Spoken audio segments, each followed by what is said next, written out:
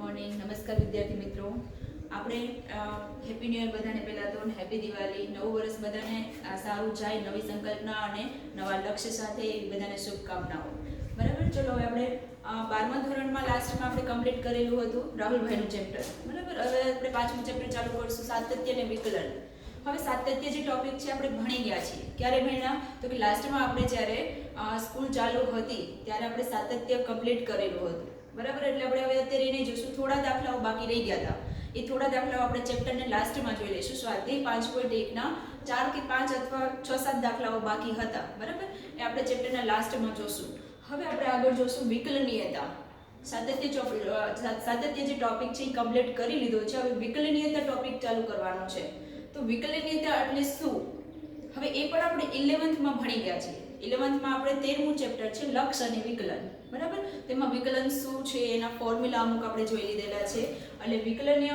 જે ટોપિક ચાલુ કરવાનો છે એની પહેલા તમને 11th ના લગભગ 6 અથવા 7 ફોર્મ્યુલા છે ઘાતવાળું ફોર્મ્યુલા છે સાઇનનું વિકલન શું થાય કોસનું વિકલન શું થાય એ બધા ફોર્મ્યુલા તમને યાદ હોવા જોઈએ જો એ બધા ફોર્મ્યુલા આવડતા હશે તો જ તમે અત્યારે જે 5મું ચેપ્ટરનો વિકલનીયતા ટોપિક છે બરાબર હવે જે 5.2 5.3 અને છેલ્લા સ્વાધ્યાય 5 સુધી તમારે વિકલન જ શીખવાનું છે તો એ વિકલન શીખવા માટે તમને આગળના 11th ના ફોર્મ્યુલા આવડવા જોઈએ એટલે મહેરબાની કરીને બધા પાકા થઈ જવા જોઈએ બરાબર સાઇનનું વિકલન શું થાય કોસનું વિકલન શું થાય x⁻n નું વિકલન શું થાય એ બધા ફોર્મ્યુલા આવડશે તો જ તમે અહીંયા આગળના જે હમણાં આપણે સૂત્રનો ઉપયોગ કરવાના છીએ એ તમે સમજી શકશો અને યાદ રાખી શકશો બરાબર ચલો હવે આપણે ટોપિક ચાલુ કરીએ છીએ વિકલનીયતા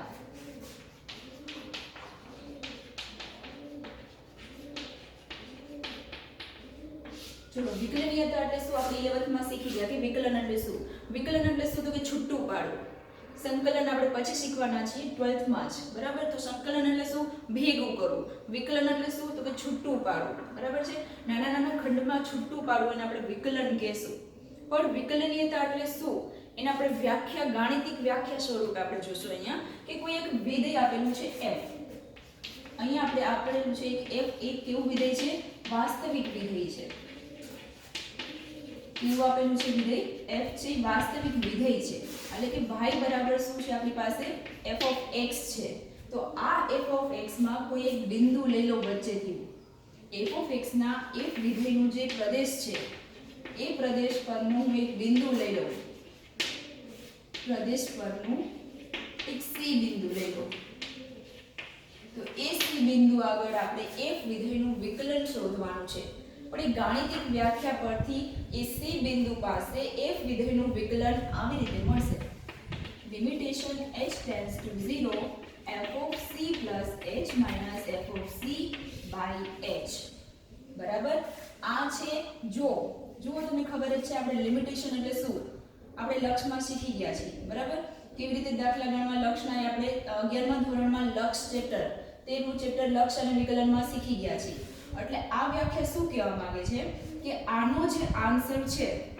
આને આપણે કેવી રીતે સોલ્વ કરવું આપણે શીખશું 11th માં પણ શીખી ગયા છીએ અને હવે પણ આપણે આના દાખલાઓ ગણવાના છે પણ આનો જે જવાબ મળશે જે કિંમત મળશે જે વેલ્યુ મળશે એ તમને વિકલનની કિંમત મળશે c બિંદુ પાસે f વિધેયનું વિકલન બરાબર આ ડેશ છે જેને વિકલન વડે દર્શાવવામાં આવે છે અને f વિધેયનું c બિંદુ આગળ આ જે વિકલન મળશે આ તમારો જવાબ છે અને આને જ વિકલન કહેવાય કે c બિંદુ પાસે f વિધેયનું વિકલનીય છે એ આ કિંમત પરથી ખબર પડશે જો આનું અસ્તિત્વ હશે તો એ વિકલનીય હશે જો આનું અસ્તિત્વ નહીં હોય તો એ c બિંદુ આગળ વિકલનીય હશે નહીં કોણ પણ f વિધેય બરાબર છે ચલો હવે વ્યાખ્યા ફરીથી રિપીટ કરું છું સાંભળજો આ ગાણિતિક વ્યાખ્યા છે ગાણિતિક વ્યાખ્યા આપણે ખાલી એક ફોર્મ્યુલાની જ જરૂર છે પણ અહીંયા ગાણિતિક વ્યાખ્યા આપી છે તો આપણે જોઈએ શું કીધું છે કે f એ વાસ્તવિક વિધેય છે વાસ્તવિક એટલે કે જે f of x માં જે x લેવામાં આવે છે એ ક્યાંથી લેવામાં આવશે તો કે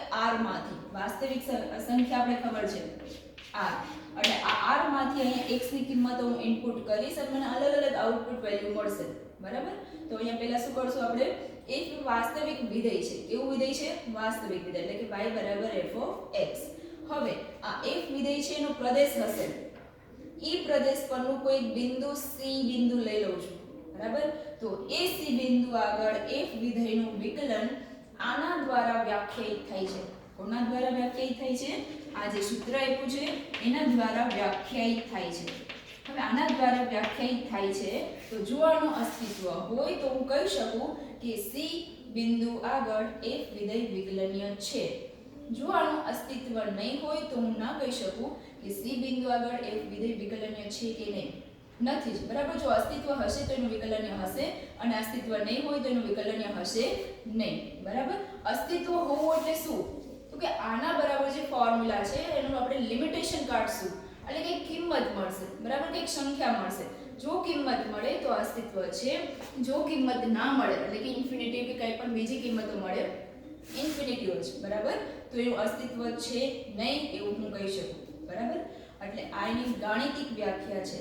હવે આપણે આના પરથી આપણે એનું વિકલન શોધવાનું છે. કોઈ પણ એક વિધેયનું વિકલન કેવી રીતે મળે એ આપણે આના વ્યાખ્યાયિત જે આપણી પાસે સૂત્ર છે, આ વ્યાખ્યાયિત સૂત્ર છે, ગાણિતિક વ્યાખ્યાયિત સૂત્ર વિકલન, બરાબર. આનો ઉપયોગ કરીને આપણે શોધશું, બરાબર. આ એક તમારે સૂત્ર યાદ રાખવાનું છે. Limitation h tends to 0 f of c plus h minus f of c by h, બરાબર. આનો ઉપયોગ કરવાનો છે આપણે શેના માટે? તો કે f વિધેય વિકલનીય છે કે નહીં તે ચકાસવા માટે, બરાબર. બાકી આનો કે ઉપયોગ નહીં થાય, પણ આપણે જે થિયરી ટાઈપ દાખલા આવશે કે આ બિંદુ આગળ f વિધેયનું વિકલનીય છે કે નહીં ચકાસો, તો આપણે આ સૂત્રની મદદથી ચકાસશું, બરાબર.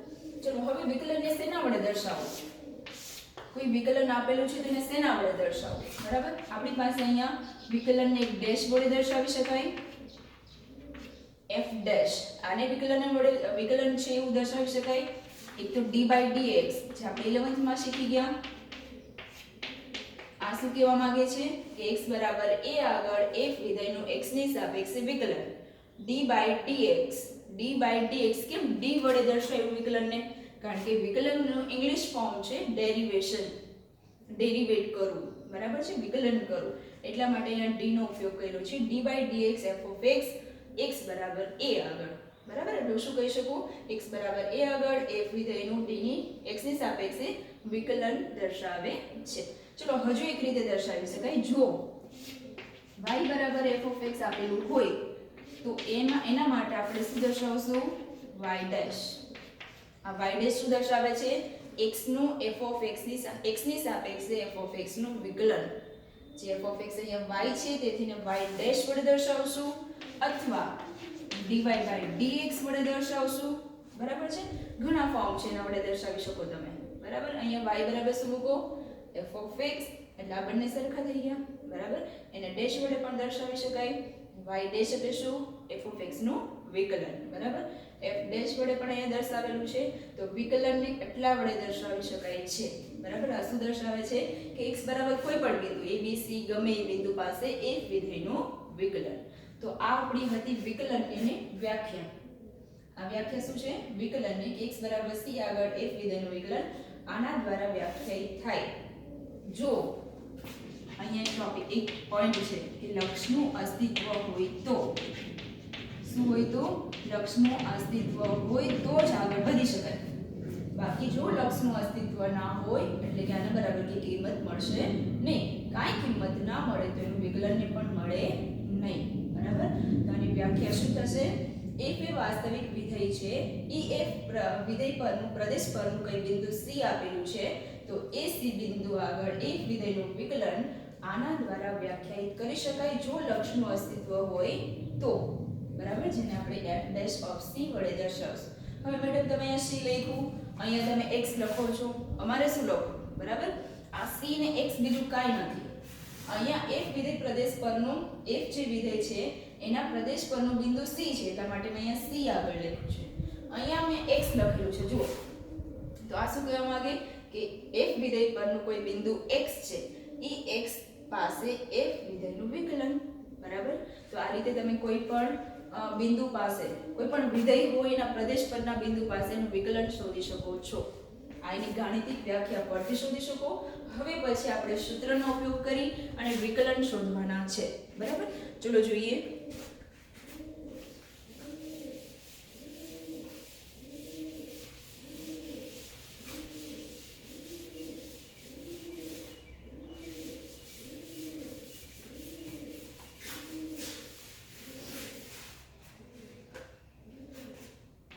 ચલો આપણે થોડાક રિવાઇઝ કરી લઈએ સૂત્ર. આગળના 11th ના સૂત્ર જે આપેલા છે બરાબર, એના જે નિયમો છે થોડાક એ રિવાઇઝ કરી જાય એટલે તમને આઈડિયા આવે કે કયા સૂત્ર આવી ગયા છે અને મારે કયા પાકા કરવાના છે.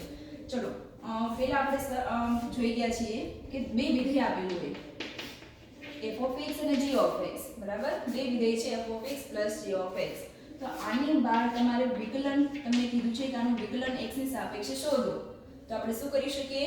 નિયમો છે 4-5 એ યાદ રાખજો જે આપણે 11th માં ભણી ગયા છીએ, જેનો વારંવાર ઉપયોગ થવાનો છે બરાબર. શું કીધું છે?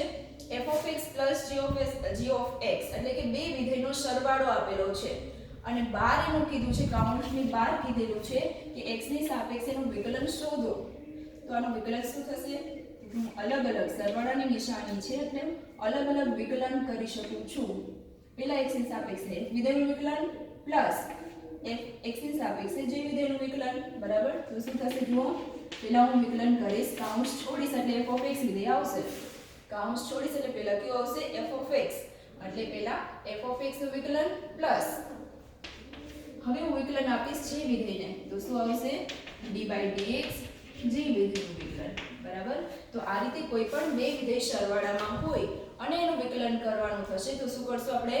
બંનેને અલગ અલગ વિકલન આપી શકાય છે વચ્ચે જે નિશાની છે એની સાથે બરાબર. ચલો હવે આ માઈનસ નિશાની છે બંને વચ્ચે, બે વિધેય વચ્ચે માઈનસ નિશાની છે તો શું કરશું આપણે? તો કે બંનેને અલગ અલગ વિકલન આપો માઈનસ સાથે. પહેલા f વિધેયનું વિકલન માઈનસ g વિધેયનું વિકલન બરાબર છે. ચલો હવે બીજો નિયમ હતો કે કોઈ પણ બે વિધેય ગુણાકારમાં હોય અને પછી એનું વિકલન કરવાનું થાય તો શું કરશું? f of x g of x બરાબર. બંને ગુણાકારમાં છે, એનું x ની સાપેક્ષે વિકલન કરવાનું છે તો શું કરશું? ગુણાકાર અલગ અલગ આપી દો કે f of x નું વિકલન g of x નું વિકલન આપી શકાય એવી રીતે નહીં. ધ્યાન રાખજો, સરવાળા અને બાદબાકી માટે જ અલગ અલગ વિકલન આપી શકાશે. ગુણાકારમાં હું પેલા f ને વિકલન આપું, g ને વિકલન આપું એવું થશે નહીં. ગુણાકારમાં એ પોસિબલ નથી, એટલા માટે ગુણાકારનો અલગ નિયમ આપેલો છે. એ નિયમ આપણે ભણી ગયા છીએ. એ નિયમ શું છે? પેલું વિધેય તેમજ બીજાનું વિકલન પ્લસ બીજું વિધેય તેમજ પેલાનું વિકલન બરાબર છે. આ નિયમ આપણે ભણી ગયા છે અને દાખલાઓ પણ આપણે જોયેલા છે બરાબર. ધ્યાન રાખજો, પેલું વિધેય તેમજ બીજાનું વિકલન પ્લસ બીજું વિધેય તેમજ પેલાનું વિકલન. આ છે ગુણાકારના વિકલનનો નિયમ બરાબર. ચલો પછી આપણે ભાગાકાર માટે જોઈએ કે બે વિધેય તમને ભાગાકારમાં આપેલા હોય તો એનું વિકલન કરવાનું થાય તો આપણે શું કરશું? અલગ અલગ વિકલન આપી દો, અંશ અને છેદને નહીં. કેમ? કારણ કે ગુણાકાર અને ભાગાકાર માટે વિકલનના નિયમ આપેલા છે, અલગ અલગ આપી શકાય નહીં. ધ્યાન રાખજો, સરવાળા બાદબાકી માટે જ આપી શકાશે બરાબર. ગુણાકારમાં પણ એનો નિયમ છે અલગ અને ભાગાકારમાં પણ તમે અલગ અલગ નહીં આપી શકો. એનો પણ એક નિયમ આપેલો છે. એ શું છે નિયમ? છેદમાં છેદનો વર્ગ અંશમાં છેદ તેમજ અંશનું વિકલન માઈનસ અંશ તેમજ છેદનું વિકલન. આ બધા નિયમો ચારે નિયમો આપણે 11th માં લક્ષ અને વિકલનમાં ભણી ગયા બરાબર છે. ગુણાકારના અને ભાગાકારમાં ડાયરેક્ટ વિકલન આપી શકાય નહીં, સરવાળા બાદબાકીમાં ડાયરેક્ટ આપી શકાય બરાબર છે. ચલો આ નિયમ, આ ચાર નિયમો તમારે યાદ રાખવાના છે ને બીજા 4-5 સૂત્ર છે. ચલો પહેલું સૂત્ર, xn નું x ની સાપેક્ષે વિકલન. xn નું x ની સાપેક્ષે વિકલન ઘાતનું સૂત્ર છે. x ની ઘાત આપેલી હોય 5, 10, -2 કઈ પણ ઘાત આપેલી હોય બરાબર. તેનું વિકલન કેવી રીતે કરશું એનું પણ આપણે સૂત્ર 11th માં ભણી ગયા. શું છે? ઘાત આગળ ઘાતમાં 1 નો ઘટાડો. જો x ની સાપેક્ષે જ હોવું જોઈએ. જે વિધેય x ચલમાં આપેલું છે તો x ચલની સાપેક્ષે જ તમારે વિકલન શોધી શકો. બીજા કોઈ પણ ચલની સાપેક્ષે તમે એનું વિકલન ના શોધી શકો. ધારો કે અહીંયા કીધું છે xn અને મારે y ની સાપેક્ષે વિકલન શોધવું છે તો એ પોસિબલ નથી બરાબર છે. એના નિયમો છે જે આપણે આ ચેપ્ટરમાં ભણશું આગળ 5.3 કે 4 માં બરાબર. પણ અહીંયા ધ્યાન રાખજો, જે ચલમાં વિધેય આપેલું છે એ ચલની સાપેક્ષે જ તમે વિકલન શોધી શકો. અત્યાર સુધી આપણે આમ શીખ્યા છે ને અત્યારે પણ આમ રાખવાનું છે. નવું કંઈક આવશે હમણાં આગળ બરાબર. ચલો આ ઘાતનો સૂત્ર શું છે જુઓ, ઘાત આગળ ઘાતમાં 1 નો ઘટાડો, બરાબર. ચલો પછી છે sin નું સૂત્ર. sin x આપેલું હોય તો એનું વિકલન શું થશે? x ની સાપેક્ષે cos x. શું થશે? cos x. ચલો પછી cos x નું x ની સાપેક્ષે વિકલન શું થશે? Minus sin x. શું થશે? Minus sin x. ચલો પછી tan નું વિકલન શું થશે? tan x નું વિકલન શું થશે? x ની સાપેક્ષે sec square x, બરાબર. આટલા ફોર્મ્યુલા આપણે ભણેલા હતા અને થોડાક ફોર્મ્યુલા આપણે સ્વાધ્યાયના જ્યારે દાખલાઓ જોયેલા હતા ત્યારે બનાવેલા હતા કે આવું હોય તો એનું વિકલન આવું થાય, બરાબર. એ તમારી 11th ની બુકમાં લખેલા છે, જે તમારે પાક્કા કરવાના છે અને યાદ રાખવાના છે. ઓકે, ચલો તો આટલા ફોર્મ્યુલા તમને આવડવા જોઈએ. આ થશે પાક્કા, પછી જ આપણે આગળ વધી શકશું, બરાબર. ચલો આગળ જોઈએ. હવે વિકલનની એક શરત છે. શરત તો ના કહી શકાય પણ પ્રમેય કહી શકાય.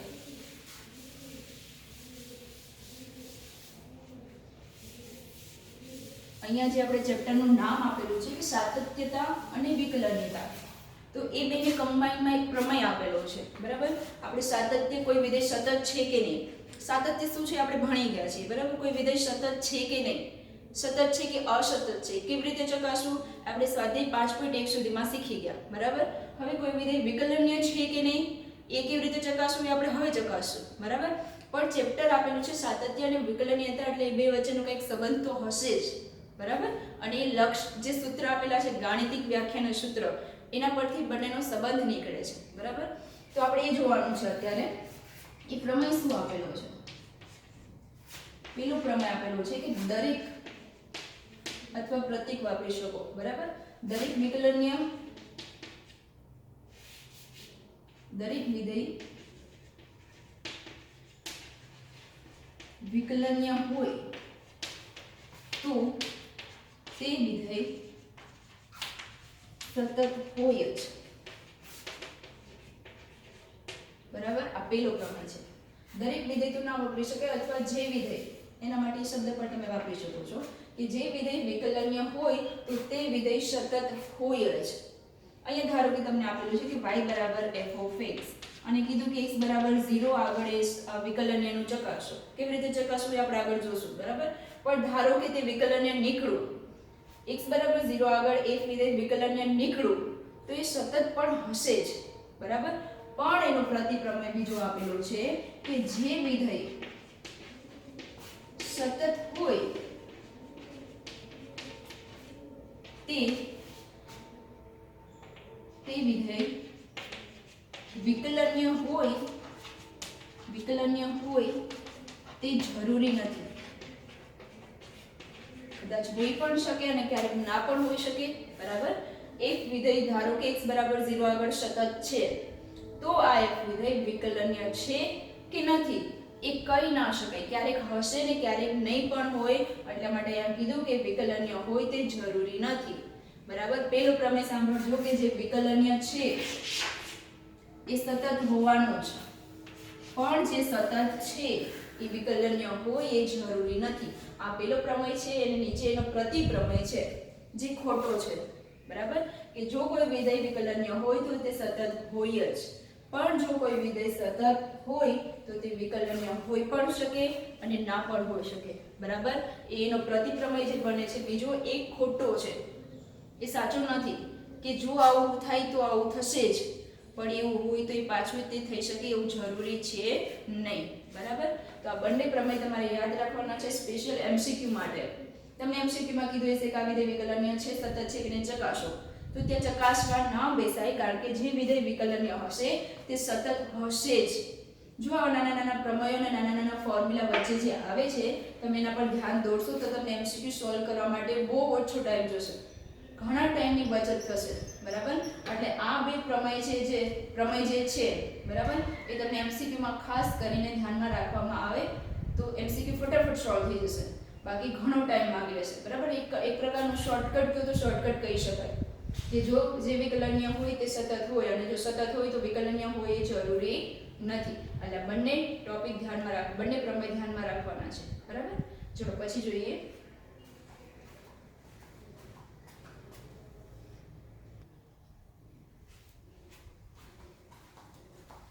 પછીનો ટોપિક છે સંયોજિત વિધેયનું વિકલન.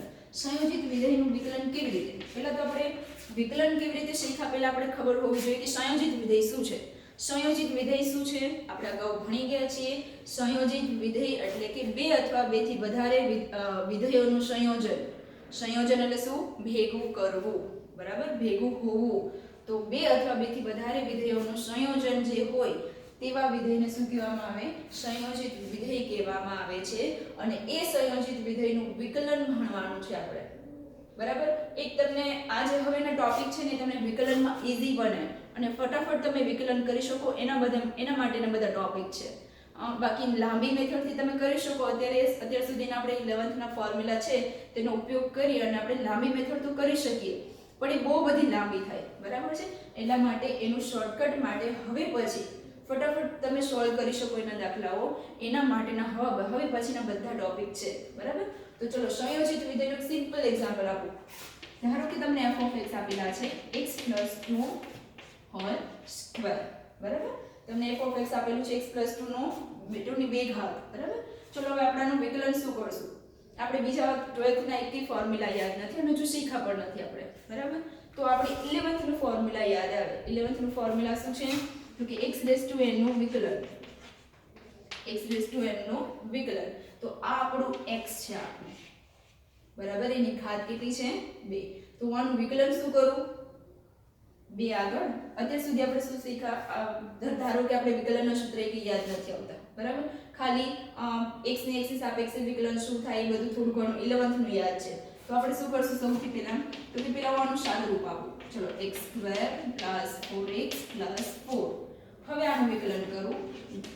f of x નું x ની સાપેક્ષે વિકલન. તો અહીંયા વિકલન અપ્લાય કર્યું f of x માં, તો અહીંયા પણ કરશું. અહીંયા શું થશે? x² + 4x + 4 નું x ની સાપેક્ષે વિકલન. ચલો પ્લસ નિશાની છે તો હમણાં જ આપણે નિયમ જોયો કે અલગ અલગ વિકલન હું આપી શકું છું. ચલો આને વિકલન આપું તો શું થશે? d/dx x² d/dx 4x + d/dx 4. ચલો x² નું વિકલન આપણી પાસે આ સૂત્ર છે જ.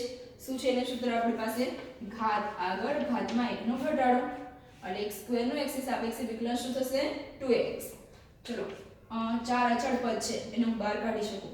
11th માં આપણે નિયમ શીખી ગયા કે વિકલનની અંદર કોઈ પણ અચળ પદ હોય તો તમે એને ગુણાકારમાં હોવો જોઈએ.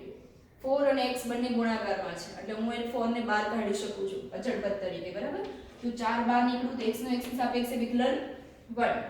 આ પ્રમાણે x ની એક ઘાત ના હોય તો કાઈ પણ ઘાત ના હોય તો એક ઘાત તો હોય જ, તો 1 આગળ આવશે. 1 માં 1 નો ઘટાડો તો 1 - 1 એટલે શું થશે? 0. કોઈ પણ ની 0 ઘાત એટલે શું? 1. આનો આન્સર શું મળ્યો તમને? 1. તો 4 છે અચળ પદ એટલે બહાર નીકળું x નો x ની સાપેક્ષે વિકલન 1. ચલો 4 છે અચળ પદ છે ખાલી, બાજુમાં કોઈ પણ એક પ્રકારનો ચલ પદ નથી આપેલો. તો તમને ખબર છે કે અચળ પદનું વિકલન શું થશે? d/dx કોઈ પણ ચલની સાપેક્ષે અચળ પદનું વિકલન શું થશે? 0. તો અહીંયા 4 નું વિકલન શું થશે? 0. તો આનો જવાબ શું આવ્યો તમને? 2x + 4. આ વિકલનનો જવાબ શું મળ્યો? 2x + 4. કેટલું લેન્ધી થઈ ગયું જુઓ. પહેલા મેં એનું સાદુરૂપ આપ્યું, પછી એનું વિકલન કર્યું, એમાં વિકલનમાં અલગ અલગ વિકલન આપ્યું, પછી ઘાતના નિયમ પ્રમાણે એનું વિકલન કર્યું. પણ આટલું લાંબુ ના કરવું હોય તો આપણી પાસે સંયોજિત વિધેયના વિકલનના નિયમનો ઉપયોગ કરી શકીએ. શું છે સંયોજિત વિધેય? તો કે બે અથવા બેથી વધારે વિધેયો એકબીજા સાથે જોડાયેલા હોવા જોઈએ. જો જોડાયેલા હોય તો એનું વિકલન કેવી રીતે કરવું એ આપણે અત્યારે શીખવાનું છે. ચલો આપણે આ દાખલો લઈ લઈએ. x + 2 ની 2 ઘાત છે એનું સાદુરૂપ આપ્યું, પછી એનું વિકલન કર્યું, પછી વિકલન સેપરેટ આપ્યું છે અને પછી આપણે જવાબ મળ્યો 2x + 4.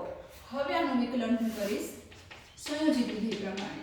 f of x = x + 2 ની 2 ઘાત, બરાબર. ચલો અહીંયા બે સંયોજિત વિધેય એટલે શું? બે અથવા બેથી વધારે વિધેયો જોડાયેલા હોવા જોઈએ, સંયોજન થયેલું હોવું જોઈએ એનું. પણ અહીંયા બે અથવા બેથી વધારે વિધેયો છે કે નહીં ચેક કરી લઈએ. ચલો એક વિધેય છે ઘાતાંકીય વિધેય. ઘાત આપેલી છે 2, બરાબર. કોઈ પણની ઘાત કાઈ ન હોય તો એક તો હોય જ, પણ અહીંયા 2 ઘાત આપેલી છે. અને પેલું વિધેય છે ઘાતાંકીય વિધેય. બીજું વિધેય છે બેઝિક વિધેય, જે સિમ્પલ વિધેય આપેલું છે, બરાબર છે.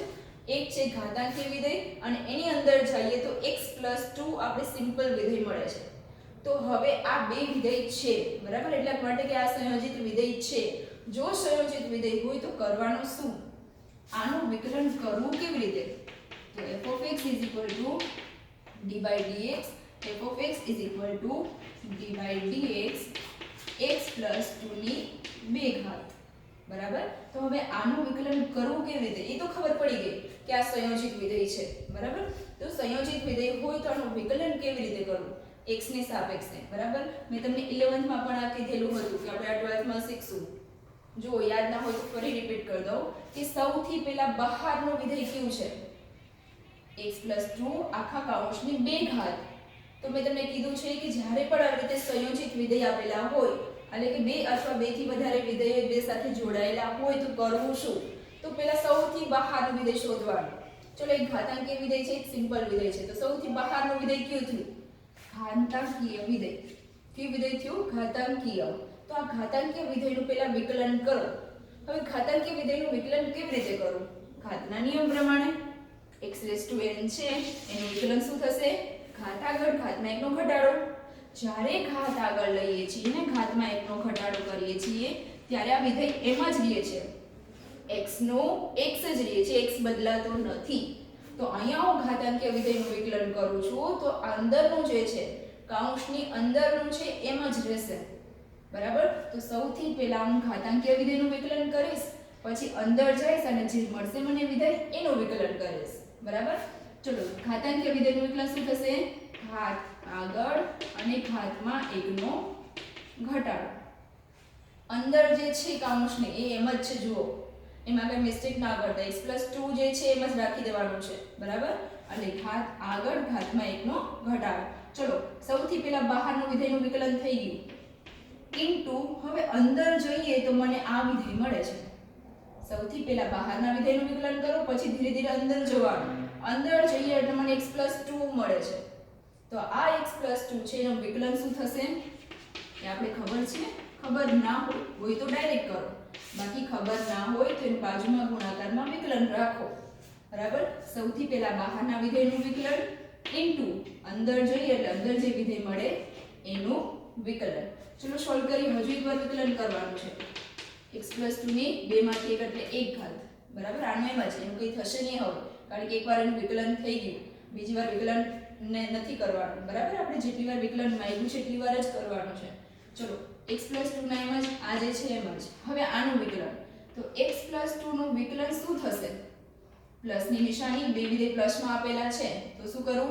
અલગ અલગ વિકલન આપી દો. પહેલા હું x ને વિકલન આપીશ, d/dx x નું વિકલન, d/dx 2 નું વિકલન, બરાબર. ચલો આ તો એમ જ રહેશે, બેને અંદર ગુણી દો. 2x + 4 કૌંસમાં x નું x ની સાપેક્ષે વિકલન 1, 2 છે અચળ પદ છે, અચળ પદનું x ની સાપેક્ષે વિકલન 0. તો 1 + 0 એટલે 1. તો 1 * 2x + 4 એટલે 2x + 4 જે આપણો જવાબ છે, જે આની સાથે મેચ થાય છે, બરાબર. જે આની સાથે મેચ થાય છે. આટલું લાંબુ કરવું એના કરતાં આ શોર્ટકટ ફટાફટ સોલ્વ થઈ જશે, બરાબર. કોઈ પણ આ તો ઈઝી દાખલો છે. કોઈ મોટો દાખલો આપેલા હોય, બે અથવા બેથી વધારે વિધેયો એકબીજા સાથે જોડાયેલા હોય તો દર વખતે આવી રીતે કરવું એના કરતાં ઈઝી પડશે તમને આ કયું સંયોજક વિધેયના વિકલનનું જે શોર્ટકટ છે એ, બરાબર. બે દાખલામાં પૂછાઈ શકે અથવા 1 માર્ક MCQ માં પૂછાઈ શકે. કેના પર ડિપેન્ડ છે? તો કે f(x) તમને કેવું આપેલું છે. જે સિમ્પલ આપેલું હોય તો 1 માર્ક MCQ માં, બરાબર. અને જો થોડુંક હાર્ડ આપેલું હોય તો તમને 2 ગુણમાં પૂછાઈ શકે છે કે આ વિધેયનું વિકલન શોધો, બરાબર. તો એક આ રીતે કરી શકો છો. પહેલા સૌથી બહારનું વિધેયનું વિકલન ઇન્ટુ અંદર જે વિધેય આપેલું છે એનું વિકલન, બરાબર. બંને ગુણાકારમાં રાખવાના છે છેલ્લે સુધી. તો આ રીતે તમે સંયોજિત વિધેયનું વિકલન કરી શકો છો. આજનું હોમવર્ક છે તમારું કે 11th ના જે ફોર્મ્યુલા છે તમારી પાસે, કે અમુક sin નું cos થશે, cos નું -sin x થશે, વિકલન, એ બધા ફોર્મ્યુલા એકદમ કડકડ આવડી જવા જોઈએ. કારણ કે એ આવડશે તો જ આ 5મા ચેપ્ટરના ફોર્મ્યુલા તમને આવડશે. જેમ કે અચળ પદનું x ની સાપેક્ષે વિકલન 0 થશે, x નું x ની સાપેક્ષે વિકલન 1 થશે, x⁴n નું વિકલન x ની સાપેક્ષે વિકલન શું થશે, એ બધા ફોર્મ્યુલા 11th માં આપણે ભણી ગયા છે. તો એકદમ કડોકડ આવડવા જોઈએ, કારણ કે એ આવડશે તો જ પાંચમું ચેપ્ટર આવડશે, નહીં તો તમે એના દાખલાઓ સોલ્વ નહીં કરી શકો. બરાબર? તો આજનું હોમવર્ક એ જ છે તમારું કે ફોર્મ્યુલા કડોકડ પાકા કરવા. એ થશે પછી જ આગળ વધી શકાશે, પછી તમને બધા વિડીયો લેક્ચર આવડશે, ત્યાં સુધી આવડશે નહીં. ઓકે, ચલો, થેન્ક યુ.